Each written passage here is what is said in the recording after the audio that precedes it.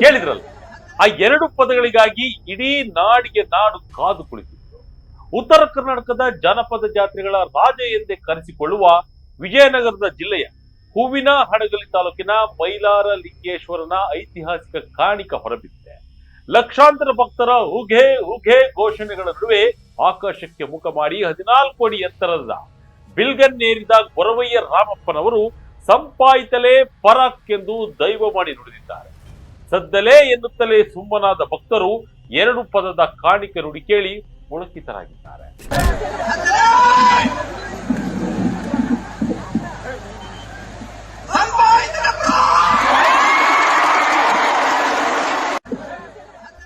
ಆದರೆ ಈ ಬಾರಿಯ ಕಾಣಿಕೋತ್ಸವದಲ್ಲಿ ಒಂದು ಅನಿರೀಕ್ಷಿತ ಬೆಳವಣಿಗೆಯೂ ನಡೆದಿದೆ.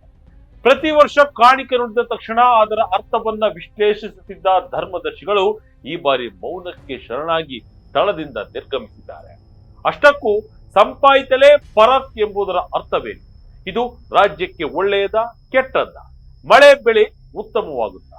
ಧರ್ಮದರ್ಶಿಗಳು ಕಾಣಿಕ ನುಡಿಯನ್ನು ವಿಶ್ಲೇಷಣೆ ಮಾಡದಿರಲು ಕಾರಣವೇನು ಎಂಬುದರ ಸಂಪೂರ್ಣ ವಿವರವನ್ನ ಈ ವಿಡಿಯೋದಲ್ಲಿ ನೋಡೋಣ ಬನ್ನಿ. ವಿಜಯ ಕರ್ನಾಟಕ ವೀಕ್ಷಕರಿಗೆ ಸ್ವಾಗತ. ನಾನು ಶಂಕರ್ನ ಕೆತ್ತರು.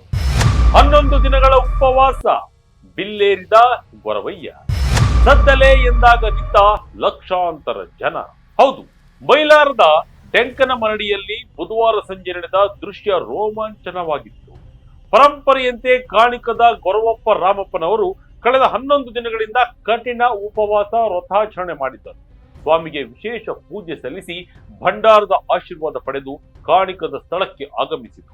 ಲಕ್ಷಾಂತರ ಭಕ್ತರು 7 ಕೋಟಿ 7 ಕೋಟಿ 7 ಕೋಟಿಗೆ ಎಂದು ಘೋಷಣೆ ಕೂಗುತ್ತಿರುವಾಗ ಪೌರಾಣಿಕ ಹಿನ್ನೆಲೆ ಉಳ್ಳ ಬಿಲ್ಲನ್ನ ಸರಸರನೆ ಏರಿದ ಗೊರವಪ್ಪ ಸುತ್ತಲೂ ನೆರೆದಿದ್ದ ಜನಸಾಗರವನ್ನ ದಿಟ್ಟಿಸಿ ನೋಡಿ ಸದ್ದಲೇ ಎಂದರು. ಆಗ ಅಲ್ಲಿ ನೆರೆದಿದ್ದ ಲಕ್ಷಾಂತರ ಭಕ್ತರು ಕ್ಷಣಾರ್ಧದಲ್ಲಿ ನಿಶ್ಶಬ್ದರಾದರು. ಆ ಪಿನ್ ಡ್ರಾಪ್ ಸೈಲೆನ್ಸ್ ನಲ್ಲಿ ಸಂಪಾಯಿತಲೇ ಪರಾಕ್ ಎಂಬ ಭವಿಷ್ಯವಾಣಿ ಮೊಳಗಿತು.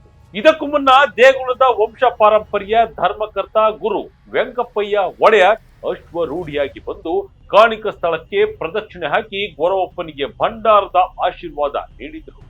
ಸಂಪಾಯಿತಲೇ ಪರಾಕ್ ಗೂಢಾರ್ಥವೇನು? ಭಕ್ತರ ಲೆಕ್ಕಾಚಾರ, ತಜ್ಞರ ವಿಶ್ಲೇಷಣೆ ಏನು?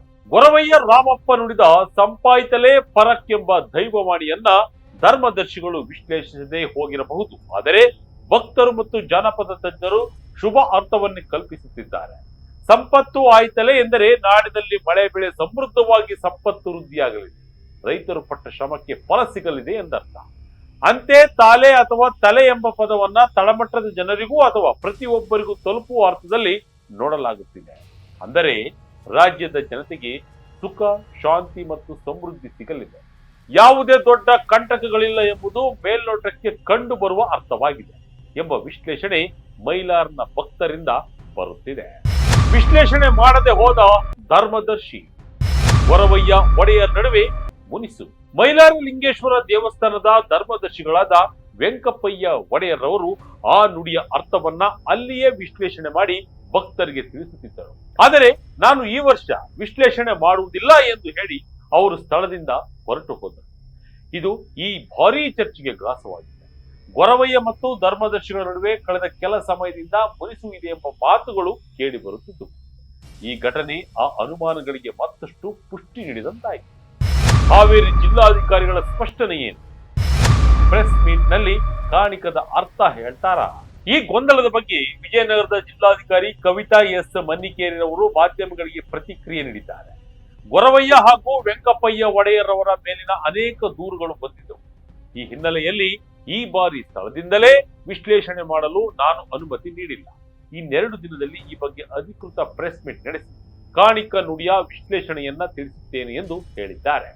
ಅಲ್ಲದೆ ಸದ್ಯ ಇಬ್ಬರ ನಡುವೆ ಯಾವುದೇ ವೈಮನಸ್ಸು ಇಲ್ಲ ಎಂದು ಸ್ಪಷ್ಟಪಡಿಸಿದ್ದಾರೆ. ಹೀಗಾಗಿ ಅಧಿಕೃತ ಅರ್ಥಕ್ಕಾಗಿ ಭಕ್ತರು ಇನ್ನು 2 ದಿನ ಕಾಯಬೇಕಾಗಿದೆ. ಭಕ್ತಿ ಪರವಶದಲ್ಲಿ ತೇಲಿದ ಜನಸಾಗರ. ಕಳೆದ ವರ್ಷ ಭವಿಷ್ಯ ಏನಾಗಿತ್ತು? ಕಾಣಿಕ ನುಡಿ ಒಂದೆಡೆಯಾದರೆ ಭಕ್ತರ ನಂಬಿಕೆ ಮತ್ತೊಂದೆಡೆ. ಡೆಂಕನ ಮರಡಿಯಲ್ಲಿ ಸೇರಿದ ಭಕ್ತರು ತಮ್ಮ ಕನಸುಗಳನ್ನ ಈಡೇರಿಸಿಕೊಳ್ಳಲು ವಿಶಿಷ್ಟ ಆಚರಣೆಗಳನ್ನ ಮಾಡಿದರು. ಸ್ವಂತ ಮನೆ ಬೇಕು ಎನ್ನುವವರು ಅಲ್ಲಿನ ಮಣ್ಣಿನಿಂದ ಪುಟ್ಟ ಪುಟ್ಟ ಮನೆಗಳನ್ನ ಕಟ್ಟಿದ್ರೆ, ಮದುವೆಯಾಗದ ಯುವಕ ಯುವತಿಯರು ಕಂಕಣ ಭಾಗ್ಯ ಕೂಡಿ ಬರಲಿ ಎಂದು ಹಂದರ ಹಾಕುವ ಮೂಲಕ ಪ್ರಾರ್ಥಿಸಿದರು. ರಾಜ್ಯದ ಮೂಲೆ ಮೂಲೆಗಳಿಂದ ಅಷ್ಟೇ ಅಲ್ಲದೆ ಹೊರ ರಾಜ್ಯಗಳಿಂದಲೂ ಎತ್ತಿನ ಬಂಡಿ ಟ್ರ್ಯಾಕ್ಟರ್ನಲ್ಲಿ ಲಕ್ಷಾಂತರ ಜನರು ಆಗಮಿಸಿದ್ದು ವಿಶೇಷವಾಗಿತ್ತು. ಇನ್ನು ಸ್ವಲ್ಪ ಫ್ಲಾಶ್ ಬ್ಯಾಕ್ಗೆ ಹೋಗುವುದಾದ್ರೆ ಕಳೆದ ವರ್ಷದ ಕಾಣಿಕ ತುಂಬಿದ ಕೊಡ ತುಳುಕಿತಲೇ ಪರಾಕ್ ಎಂದಾಗಿತ್ತು. ಇದರ ಅರ್ಥ ರಾಜ್ಯದಲ್ಲಿ ಅತಿಯಾದ ಮಳೆಯಾಗಬಹುದು ಅಥವಾ ಅಧಿಕಾರದಲ್ಲಿ ಬದಲಾವಣೆ ಆಗಬಹುದು ಎಂದು ಅಂದಾಜಿಸಲಾಗಿತ್ತು. ಅದರಂತೆ ರಾಜ್ಯದ ಹಲವು ಕಡೆ ಉತ್ತಮ ಮಳೆಯಾಗಿದ್ದು ಜಲಾಶಯಗಳು ತುಂಬಿದ್ದು ನಮಗೆಲ್ಲ ಗೊತ್ತೇ ಇದೆ. ಹೀಗಾಗಿ ಮೈಲಾರಲಿಂಗನ ಕಾಣಿಕ ಸುಳ್ಳಾಗಲ್ಲ ಎಂಬುದು ಕೋಟಿ ಕೋಟಿ ಭಕ್ತರ ಅಚಲ ನಂಬಿಕೆ. ಈ ಬಾರಿಯ ಸಂಪಾಯ್ತಲೆ ಎಂಬ ಮಾತು ಕೂಡ ರಾಜ್ಯದ ಬೊಕ್ಕಸ ತುಂಬುವುದರ ಜೊತೆಗೆ ರೈತರ ಕಣಜವೂ ತುಂಬಲಿದೆ ಎಂಬ ಮುನ್ಸೂಚನೆ ನೀಡುತ್ತಿದೆ.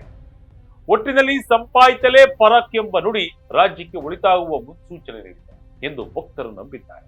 ಆದರೆ ಧಾರ್ಮಿಕ ವಿಧಿವಿಧಾನಗಳ ನಡುವೆ ಆಡಳಿತಾತ್ಮಕ ಹಸ್ತಕ್ಷೇಪ ಮತ್ತು ಧರ್ಮದರ್ಶಿಗಳ ಮೌನ ಈ ಬಾರಿಯ ಜಾತ್ರೆಯಲ್ಲಿ ಹೊಸ ಚರ್ಚೆಯನ್ನ ಹುಟ್ಟುಹಾಕಿದೆ. ಜಿಲ್ಲಾಡಳಿತ ನಡೆಸಲಿರುವ ಸುದ್ದಿಗೋಷ್ಠಿಯಲ್ಲಿ ಈ ಕಾಣಿಕಕ್ಕೆ ಯಾವ ಅಧಿಕೃತ ಅರ್ಥ ಸಿಗಲಿದೆ ಮತ್ತು ಮುಂದಿನ ದಿನಗಳಲ್ಲಿ ಗೊರವಯ್ಯ ಮತ್ತು ಧರ್ಮದರ್ಶಿಗಳ ಸಂಬಂಧ ಹೇಗಿರಲಿದೆ ಎಂಬುದನ್ನ ಕಾದು ನೋಡಬೇಕಿದೆ.